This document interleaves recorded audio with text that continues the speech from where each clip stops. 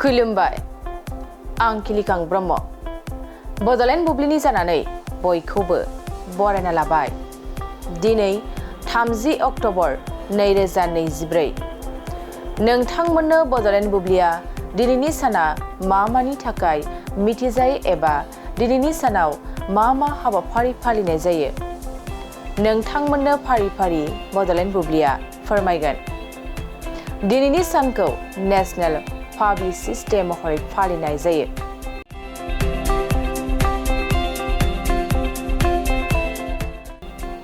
National पाब्लिसिस्ट डेखौ फोसावगिरिफोरनि खामानि आरो सुबुं सोमोन्दोआव बिसोरनि बिफावखौ सिनायथि होनो थाखाय 30 अक्ट'बराव फोसावनाय जायो।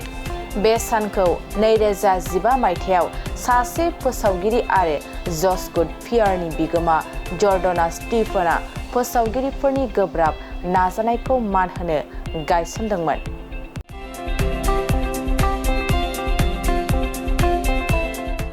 बेनि अनगायैबो दिनैनि सानखौ वर्ल्ड थ्रिफ्ट डे,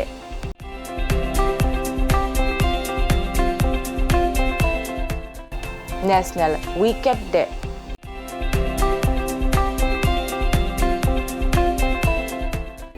आरो नेशनेल चेकलिस्ट डे महरै फालिनाय जायो।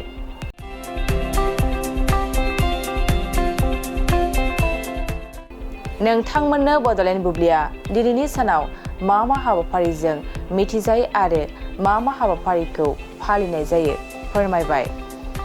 गोजोन्थों।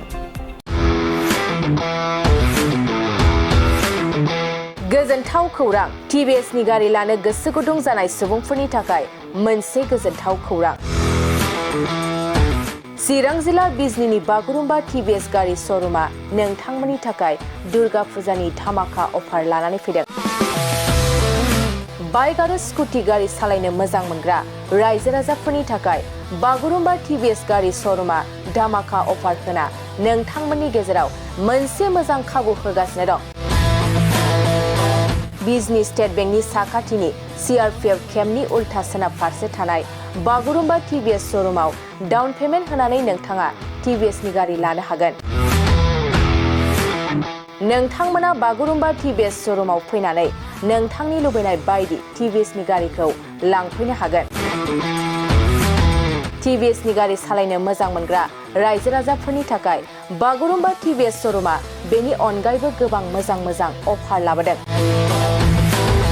बेफोर अफारफ्रानो जाबाय जेरै गंनै हेलमेट फ्रि, फुल टिंकि पेट्रल फ्रि एसुर गिफ्ट आरो टिभिएस कम्पानिनि गासैबो मडेलनि एक्सचेन्जनि खाबुआ एभेलेबल जागोन।